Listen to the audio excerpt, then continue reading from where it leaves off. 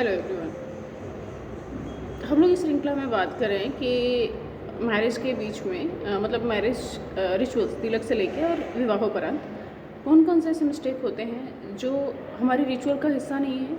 शौक में या जानकारी के अभाव में हम कौन से ऐसे मिस्टेक कर देते हैं जिसकी वजह से मैरिटल डिस्प्यूट होता है।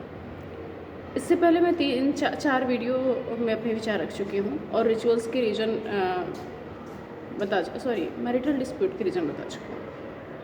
आज हम बात करते हैं मेहंदी एक फंक्शन होता है। मेहंदी के दिन कौन कौन से ऐसे मिस्टेक होते हैं जिसकी वजह से मैरिटल डिस्प्यूट, सिर्फ मैरिटल डिस्प्यूट नहीं बल्कि सुहाग पर खतरा मंडराना शुरू हो जाता है। देखिए,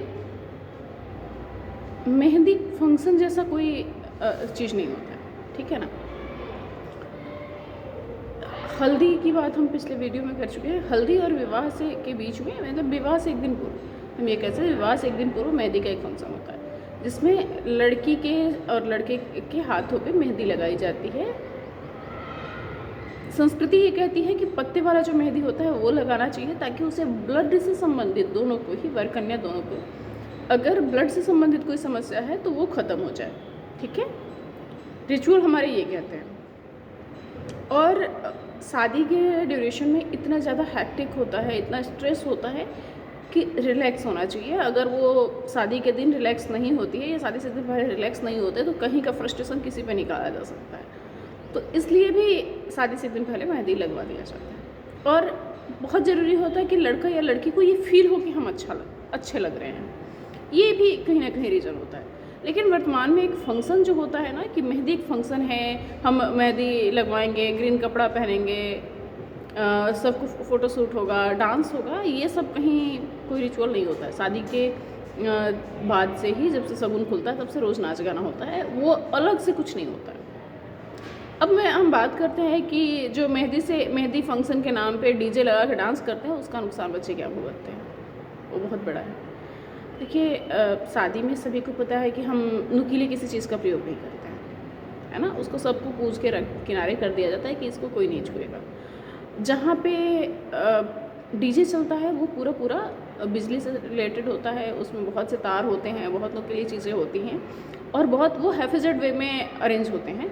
तो वो कहीं ना कहीं राहु को क्रिएट करते हैं, एक्टिवेट कर देते हैं, ठीक है। जब राहु एक्टिवेट होता है तो मेहंदी वाले फंक्शन के दिन से लेके और विवाहोपरांत बहुत सारी प्रॉब्लम्स शुरू होती हैं। इससे पहले भी ये चीज़ें होती थी, लेकिन ढोलक पे होता था। ढोलक एक ऐसा वाद्य यंत्र होता है जिस पर चमड़ा लगा होता है, ठीक है। या टिमकी एक वाद्य यंत्र होता है, या ऐसे वाद्य यंत्रों का प्रयोग होता है जिसमें चमड़ा लगा होता है। चमड़े वाले वाद्य यंत्र यूज़ करने का बेनिफिट ये होता है कि उससे मंगल मजबूत हो जाता है। शादी में ढोलक का अलग से प्रयोग करना, जब ढोलक बजना शुरू होता है तो घर के जो बुजुर्ग होते हैं वो पहले ढोलक की पूजा करते हैं। हल्दी, कुमकुम चावल और गुड़ चढ़ाया जाता है, या कोई भी मीठा जो आपके पास अवेलेबल हो, उससे पूजा कराई जाती है और उससे प्रे किया जाता है कि हम मंगल के लिए आपको आवाहन किए हैं, हमारे जीवन में, या हमारे ये जो यज्ञ हमने, संस्कार हमने ठान रखा है, इस संस्कार को निर्विघ्न पूरा करें। और जब मानर पूजा जाता है तब भी ये होता है, तो वहाँ पे भी हम पितरों का आह्वान करते हैं। पितरों के लिए भी हम ढोलक या टिमकी या चमड़े से संबंधित वाद्य यंत्र का प्रयोग करते हैं। इसके अलावा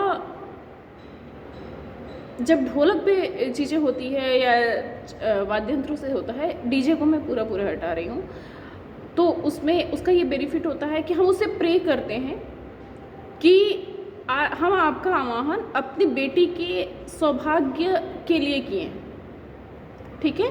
तो आज से लेके हम आज आपकी पूजा करें, जैसे हम अपने गौरी गणेश की पूजा करते हैं वैसे ही हम मंगल के लिए पूजा करते हैं, ताकि आप मेरे बच्चों के जीवन में मांगलिक अवसर आए। आज के बाद जब ये दोनों विवाह के बाद घर जाएं तो वहाँ पे मांगलिक चीज़ें हों, मेरे बच्चे का ऑरा मजबूत हो। ये कहीं ना कहीं रीज़न होता है ढोलक बजाने का। और ढोलक की पूजा किया जाता है करके तब हम ढोलक बजाना शुरू करते हैं। ऐसा नहीं कि हम ढोलक लाए पीट पाट के बजाना शुरू कर दिए। जबकि कहीं भी आप देखिए डीजे का कहीं ऐसा पूजा नहीं होता है, डीजे का कोई आवाहन नहीं होता है। डीजे आता है, जितना गंदगी हम कर सकते हैं, लोग खा पी के भी नाचते हैं, बहुत सी चीज़ें होती हैं, वो घर घर में लोग देखते हैं। लेकिन ऐसा कोई रिचुअल नहीं होता। एक चीज़ और होती है कि मेहंदी एक ऐसा श्रृंगार का हिस्सा होता है जो अगर किसी के हाथ में लगा है तो उसके पति पर कोई संकट नहीं आता है। बहुत गूढ़ बात है।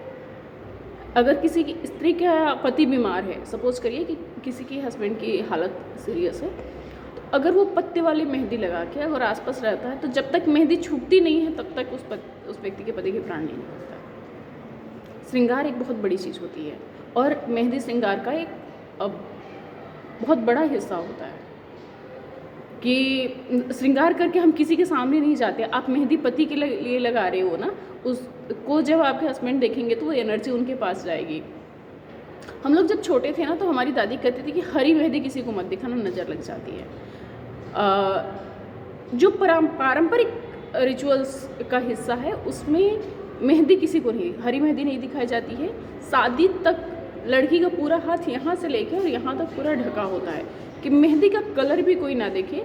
कि मेहंदी का कलर होता है, डार्क कलर होता है, लोग कहना शुरू कर देते हैं अरे तुम्हारा पति बहुत मानेगा।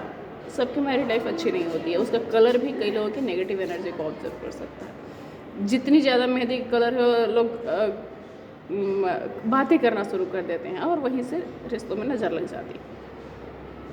कहीं ना कहीं ये कोशिश करना चाहिए कि मेहंदी फंक्शन कोहबर में कराएं और कोशिश ये करिए कि वो लड़की की मेहंदी और लड़के की मेहंदी को कोई और ना देखे। एक चीज़ और कि अगर आप मेहंदी लगवा रहे हैं किसी से, जिससे भी आप लगवा रहे हैं, मेहंदी का कोन अपने पास रखिए। अक्सर हमने देखा है हमारे घर में भी रिलेटिव्स में शादी होती हैं तो वो फट से अपना 3-4 कोन रहता है वो उठा के लेके चली जाती हैं। ये गलती कभी मत करिएगा। मेहंदी का कोन वर अपने पास रखे या कन्या है तो वो अपने पास रखे, वो लगी हुई मेहंदी किसी और के पास ना जाए, इससे भी मैरिटल डिस्प्यूट होता है। ये बात ध्यान रखिए। तो मेहंदी कोई फंक्शन है, सीरियल बाजी के चक्कर में ना पड़े कि मेहंदी एक फंक्शन होता है तो मेहंदी लगेगी तो नाच गाना होगा। मेहंदी इसलिए लगाया जाता है ताकि वर और कन्या मानसिक रूप से शांत हो और पूरे विवाह के ड्यूरेशन जो तिलक से लेके और विवाह तक का फ्रस्ट्रेशन हो, स्ट्रेस हो, वो अपने पार्टनर पे ना उतारते। मेहंदी सिर्फ इसलिए लगता है। और अगर उसको कोई ब्लड रिलेटेड प्रॉब्लम है तो वो ख़त्म हो जाए। अगर आप चाहते हैं, अगर आपके लिए पास मजबूरी आप पत्ते वाले मेहंदी नहीं लगा सकते हैं तो कोशिश करिए कि जैसे लड़के या लड़की की विवाह तय हो जाता है तो 2-3 बार उनके हाथों पे बिना किसी डिज़ाइन के भी चक्कर में ना पड़े, उसको 2-3 बार हाथ पे लगा दें। ऐसे में वो रिलैक्स रहेगा और बहुत सी चीज़ें होती हैं जो ठीक हो जाएंगी और वैवाहिक जीवन अच्छा चलेगा। लेकिन केमिकल वाली मेहंदी और मेहंदी फंक्शन के चक्कर में ना पड़े, ये आपके बच्चों के लिए नुकसानदेह हो सकता है। आज के लिए इतना।